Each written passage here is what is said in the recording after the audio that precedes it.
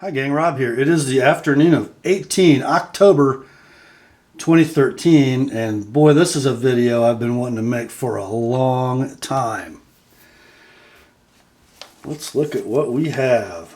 Anybody recognize the signature at the bottom of this big long Ziploc? I think I do. This is a knife drop shipped to me new from the maker, not my knife, however. This one belongs to one of my sharpening customers from the UK, my buddy Lee. He told me last week this was on its way, and guys, I'm like shaking. I've been following this maker for a couple years. I've been absolutely in love with his work. Communicate with him a little bit on Instagram. Wow. Man, does he make some cool stuff. From Apex, North Carolina is he. In fact, before I open this pouch, let's read the baggie. Look at that. It's a Will Moon MK6. Stonewash and satin blade. Spanto grind. Sorry about the glare. Mirror polished crown spine.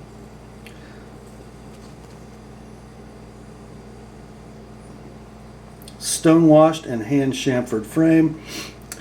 Came with orange and black G10 scales, but we're going to notice a little wrinkle in that. And the original orange and black scales have a milled pattern. And then plus extra scales. Signed by the man, Will Moon. Handmade in Apex, North Carolina. So inside that plastic Ziploc came this pouch, and let's take a look. Will is a man in his mid-20s. Oh, look at that. Started making knives maybe, 3 or 4 years ago, while going to college. Oh, looky here. You'll notice these scales are not black and orange G10. They're like a Ranger green. Maybe British racing green. And let's just take a slow pan before we open this baby up. Look at that gorgeous stonewash frame. Custom pivot with a Torx driver. That pivot is machined by Will.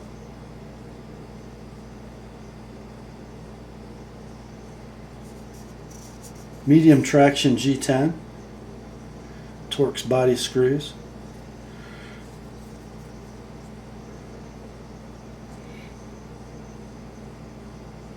There's that mirror polished crown spine. I'm going to have to be careful of that when I sharpen it. I'm showing this knife to you guys pre-sharpening because it's going to ship to England disassembled, just to foil any sticky-fingered customs officers. The back spacer is an OD green G10 with a very innovative lanyard attachment method. It's a post that's protected by the back spacer. Can't come in contact with the blade.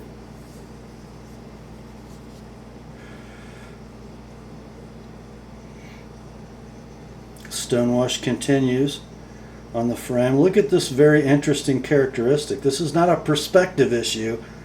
This knife does taper. The thickness of the liners changes rather radically from the pivot end to the butt end of the knife. Just take a look at that fit and finish, my friends.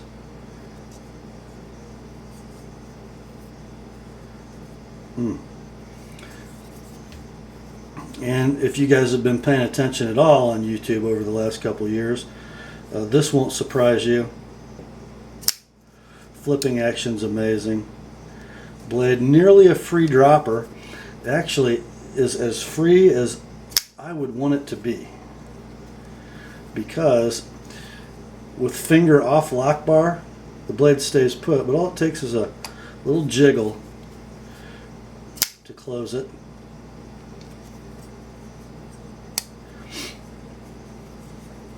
Let's take a look at this lock real quick. Yeah, it essentially is a titanium frame lock knife, but it's called a bolster lock. I don't know if Will pioneered that term, but it's pretty innovative. I really like it because when you're gripping the knife, because this G10 handle scale protrudes and is anchored up here toward the front, the way you grip the knife never affects the way that the lock engages the blade. It's all done by the mechanics of the knife, and you can't change it by pressing on the lock bar as you're deploying the knife, which I really love. And it gives it such a cool look, doesn't it? Before we get too deep into specifics about this knife, though, let's talk about some dimensions. Blade length on this particular Moon MK6 is about 3 15/16 inches. Will might list it at 4. This one is 3 15/16. Handle length, 5.5 inches, giving it an overall length of 9 7/16 inches. Blade thickness is 5 millimeters, or 197 thousandths for those of you who like decimals. Handle thickness, well, that's a bit of an interesting dimension, isn't it? Up here at the pivot end of the knife, just shy of 3/4 of an inch, I would say 23/32. And at the butt end, it's just about exactly 1/2 an inch.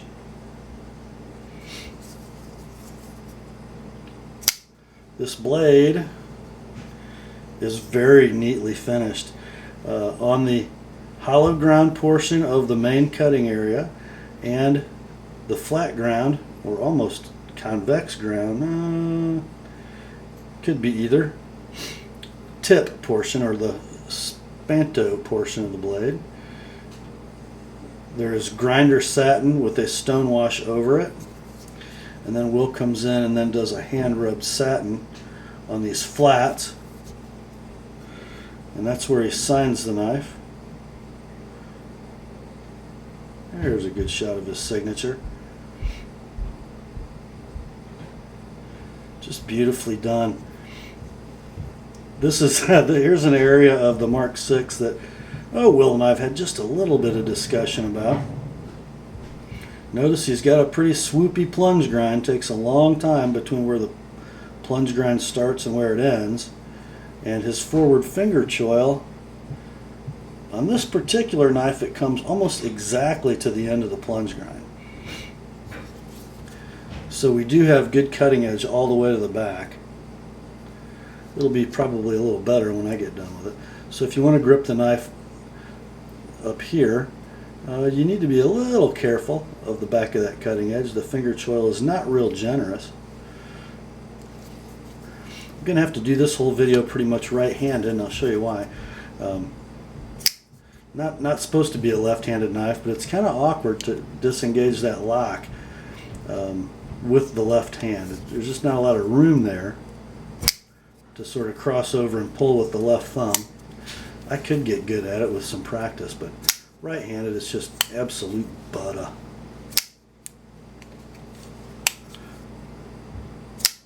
Got this nice machined recess in the lock bar, which not only makes it look cool, and it does, but it gives plenty of room to get the fat of your thumb down in there and disengage that lock bar.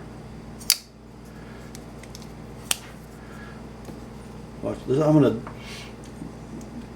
flip this thing pointing up in the air vertically and watch. Just no problem at all. Just a great flipping action. The grip on this knife, and you guys have heard me say this before, but don't see a lot of finger grooves and a lot of contouring in this handle. Well, God made the human hand to hang on to a stick, didn't he? Yes, he did, and it is so comfortable. In the saber grip, just beautiful, super secure. The finger groove in the handle is plenty deep enough.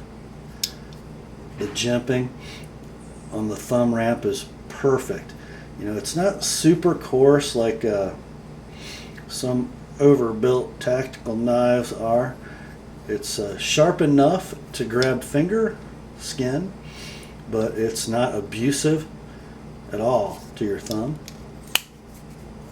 And that is the only jimping on the knife, and it's the only jimping the knife needs. How about the hammer grip? Again, everything as it should be. Fills the hand super well, even up here at the web of the thumb. Just great. How about the draw cut grip? Got a little flipper intrusion, you just have to be careful how you grab it. But it's easy to slide down a little bit on the handle, no big deal. Pretty darn good. And then where the knife really shines is the reverse grip. You can either be up here with your pinky in the choil and just ride the thumb on the spine for great slashing cuts, or you can back up on the knife and cover the butt with your thumb, be more perpendicular to the blade. Very comfortable. Did I mention the knife weighs 6.3 ounces? And guys, it really doesn't feel like it. I haven't really checked the balance point on this knife. Now we know why we have that tapered handle. Balance point is perfectly in the finger choil, right where it belongs. So it really doesn't feel like a 6.3 ounce knife in hand. It feels very, very agile.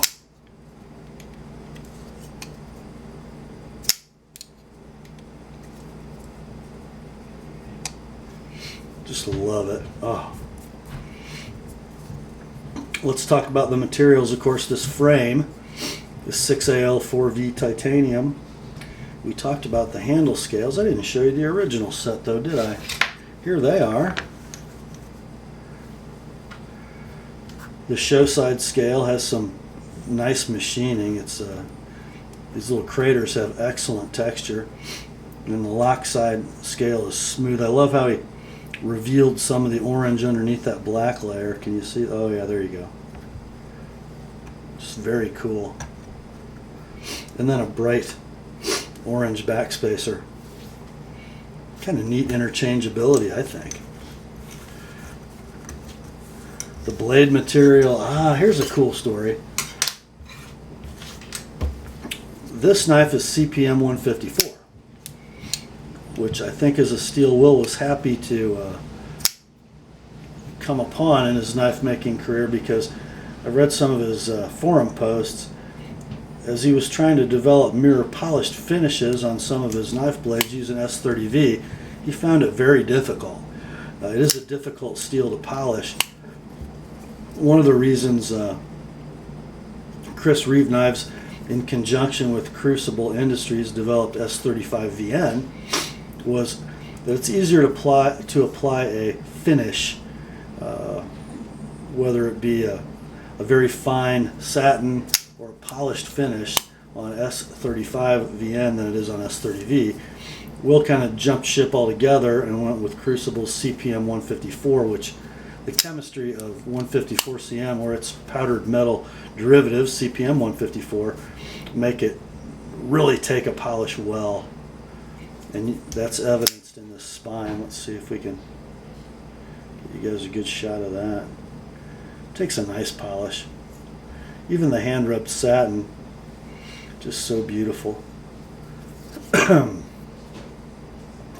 my customer Lee is one of those guys who, no new knife edge satisfies him. So most of the stuff he's bought over the last 6 or 8 months, he's sent to me first before I ship it across the pond to put my edge on it. And frankly, Will did a pretty fine job with this edge. Just could use a little refining. If we look at the width of the edge bevel out here on the spanto, it's a little different from one side to the other. Nice polish on it though. So we'll even that up, make sure it has a good working edge for Lee. He will use this knife.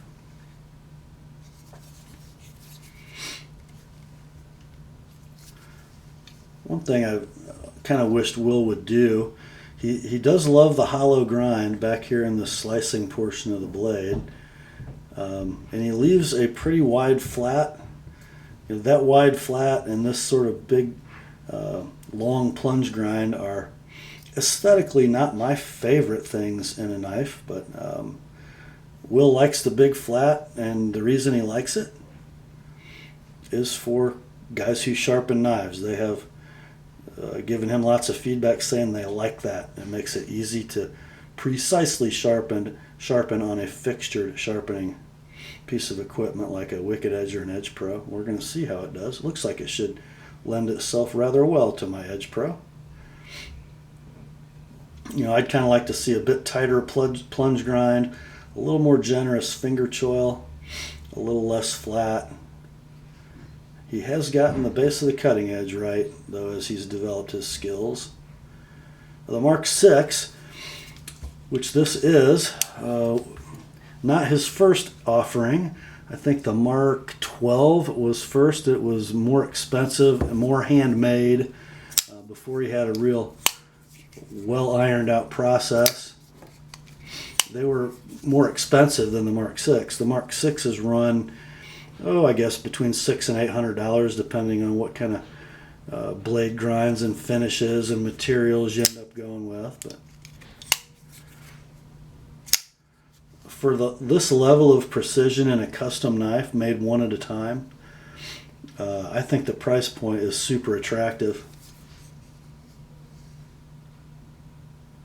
And the details are so well done.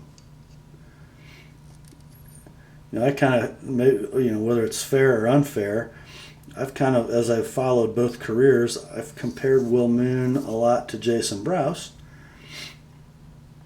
over these last couple of years. And, granted, Will's knives cost more, but there is a level of refinement and attention to detail that is just superior on a Will Moon knife to a Jason Brous knife, even a custom Brous. And also, if you notice, aesthetically and from a design standpoint, there's really nothing else that looks like a Will Moon knife. He kind of sees things in his mind's eye and he creates them. And boy, do I like it. Man, I'll tell you what. Guys, in the saber grip, that's just where this knife shines. It's so doggone comfortable. It's like you've been hanging on to it for 20 years the first day you have it out of the pouch. Just beautiful. Here's something else I give him a big thumbs up for. This clip. Now it is a machined, sculpted, one-piece titanium clip, but it is insertable into the pocket with one hand. It holds the knife securely and it extracts easily without damaging the fabric of your pants pocket. Bravo, Mr. Moon. My complaint about most custom style sculptured titanium clips is, well, they look great, but they don't really work as pocket clips very well. Most of them are far too rigid. They're very hard to get in and out of pocket with one hand. This one is just money, I'm telling you. In fact, I think showed you the one flaw I've been able to find on this knife. I can get the light to hit it. There it is. There's just a little nick in the edge of that pocket clip. That'll be that one thing that Lee will see that will make him know that this is his knife. Other than that, just beautifully done. Take a look at the blade centering. And it's tight quarters in there with that big, almost 200 thousandths thick blade. It runs right down the middle, doesn't rub anywhere. The lockup, let's take a look at that. Yeah, you guys know me, I'd rather see it a little deeper than that. Probably sitting at 25%. I don't know if it's pretty much that's where it's going to be. I'm assuming by the way that feels, because it pretty much stays put. Every time you open it, it's in the same place. There's no mushiness in trying to push it over farther. It just stays where it is. And lock stick is virtually non-existent. I gotta believe that's a carbidized lock face. How about blade play? Let's see. Up and down, perfection. Let's see if it, as I apply negative pressure, there's no slip to the disengaged side. Side to side play, there's none. I want to talk about Will's bearing system for a minute. You guys have heard me complain about some ball bearing pivot knives, like, for instance, the Zero Tolerance ZTO 560. They're too floppy for me. The blade does not stay where the blade is. You know, if you hold a 560 vertically like this, that blade's just gonna guillotine whatever's in the way. The Mark 6, it stays where you put it. A little shake and it closes. I love that. These aren't ball bearings. These are thrust bearings. So you have a steel cage that holds the bearings in a channel, but instead of having a circle of little balls, you have roller bearings that radiate from the center to the outside. So there is a little bit of bind in that mechanism. Still an extremely smooth knife, but there's a little resistance because, you know, I'll draw you a little picture here with the hat. If you're going to go with anything but washers, I kind of like this thrust bearing system. Here's sort of what it looks like. There's the center where your pivot goes through. Here's the outside of your cage. And then you've got these roller bearings.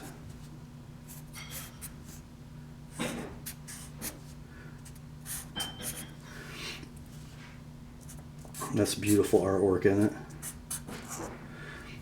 So obviously, as that blade turns around, this end of each roller has to turn faster than this end of each roller. So there's a little more friction in that system than there is in a ball bearing system, which I like because you can still have a very free blade, very smooth blade. It's not going to flop closed on you or flop, you know, you put it here, you've cleared the ball detent and you remove your thumb, and if your index finger isn't resting on the spine of that blade, it'll, you know, on ball bearing knife, sometimes it'll flop back open on you and then you got to get it over the ball again. And I love that thrust bearing system in this knife. And also, here's another thing I like. With your thumb in a very natural position, when you close the knife and the flipper runs into your thumb, it's already past the ball detent. You don't really have to think about it being past the ball detent like on a lot of the ZT flippers. Just a very, very well-designed knife for opening and closing ergonomics. Just beautiful.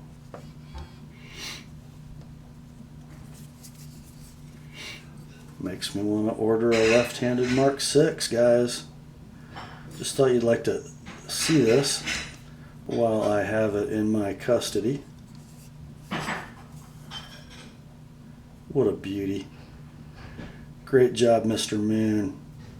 That's all for today, my friends. Grace to you and peace from God our Father and the Lord Jesus Christ. And remember, the word is sharp.